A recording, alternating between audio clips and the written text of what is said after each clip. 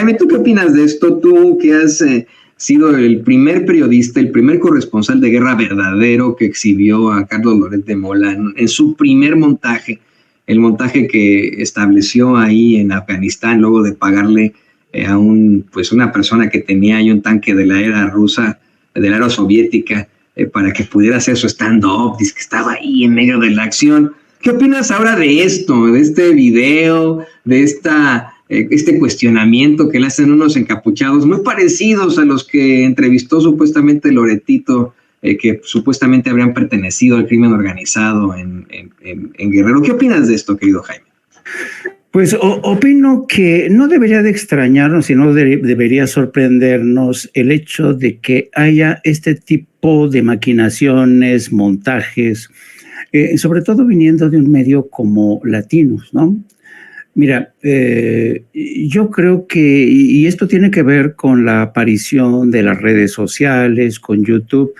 Yo recuerdo que desde la década, qué sé yo, desde el año 2000 aproximadamente, desde el año 2000, empezó a cobrar fuerza este tipo de canales independientes de YouTube. Nace la palabra youtuber, nace todo esto, que incluso ha iniciado un intenso debate en Estados Unidos, porque en Estados Unidos ha habido serios problemas para definir judicialmente a un youtuber. ¿Qué es un youtuber? ¿Qué es un canal de YouTube? Es un medio de comunicación en sí, porque hay medios de comunicación de YouTube en Estados Unidos que, por ejemplo, a la hora de exigir o de pedir documentos a una institución oficial, la Suprema Corte o las Cortes Federales han tenido serios problemas para tratar de definir o encuadrar a estos nuevos medios de comunicación.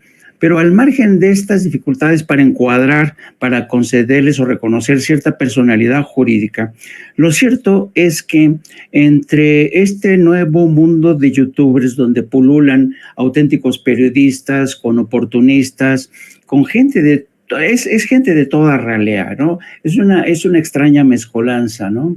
En el caso de Carlos Loret de Mola, ya sabemos que él es un oportunista. Es decir, ten en cuenta que, por ejemplo, cuando yo conocí a Carlos Loret de Mola, cuando yo lo vi por primera vez, cuando yo ya estaba terminando de cubrir el conflicto en Afganistán, ya se habían muerto no sé cuántos compañeros míos, habían muerto como 3 o 4 compañeros.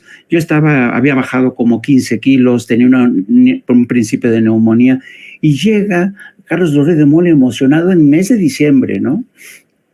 Y luego le echamos la mano para que llegara hasta las faldas de Tora Bora, donde se supone que se escondía Osama Bin Laden. Y el tipo emocionadísimo, le platicábamos, mira, ahí está un tanque que dispara, pero las balas no llegan a donde está Osama Bin Laden, eso lo utilizan aquí algunos medios. Bueno, pero bueno, yo dije, no va a pasar nada con este muchacho, le ayudamos de buena fe. Pero pasa el tiempo y cuando yo estaba como corresponsal en Washington, me dicen que estaba dando una cátedra en la Universidad de Harvard, en la que tuvo el descaro de decir que él había llegado de los primeros en Afganistán y que cuando llega a la frontera entre Pakistán y Afganistán, él llega y le pregunta a todos los corresponsales y enviados, ¿qué hacen aquí? ¿Por qué no van a Afganistán? Y dice, no, Carlos, es que esto es muy peligroso, además es ilegal.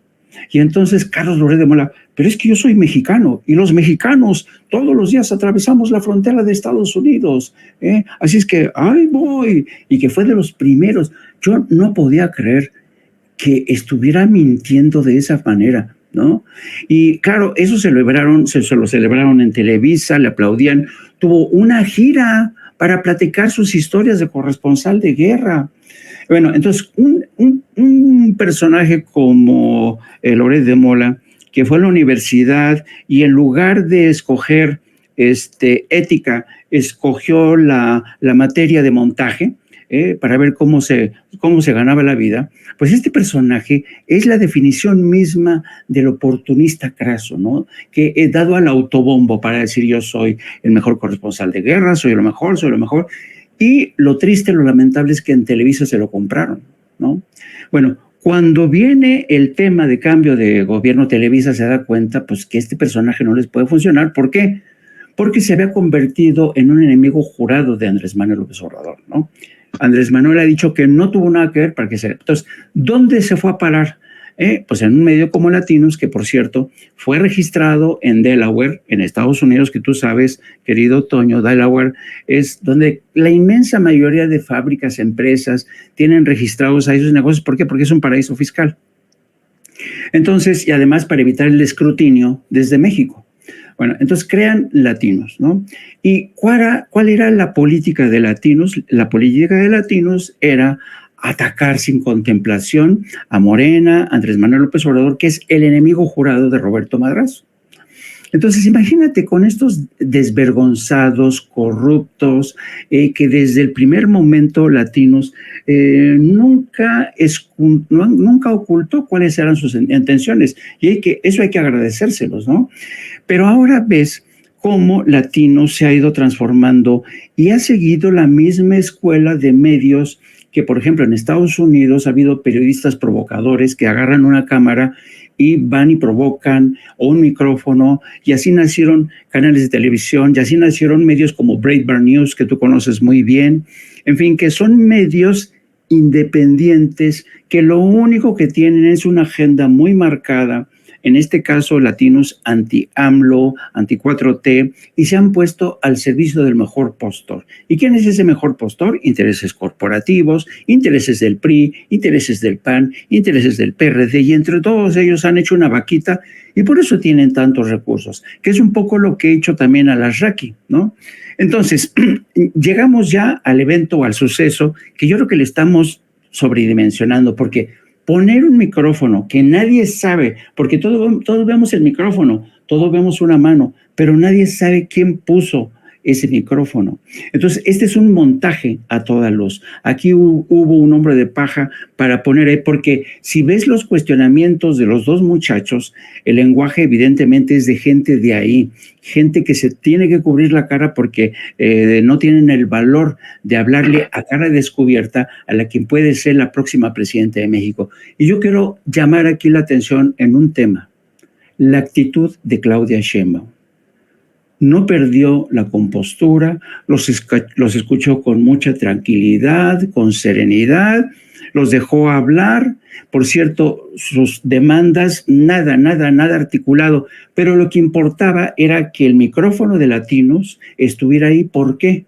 Porque si te das cuenta en los retweets que han utilizado y en la utilización de la información en Reforma, incluso en La Jornada, este tema, pues ya lo sacaron todo mundo de quicio, ¿no? Estuvo Latinos hoy. Hay incluso imágenes de cómo este grupo de encapuchados de alguna manera fueron preparando la emboscada, porque fueron revisando algunos coches, fueron separándolos, fueron revisando algunos coches donde iban periodistas hasta que dejaron sola a Claudia Sheinbaum. Entonces, de aquí surge la pregunta que todo el mundo está repitiendo.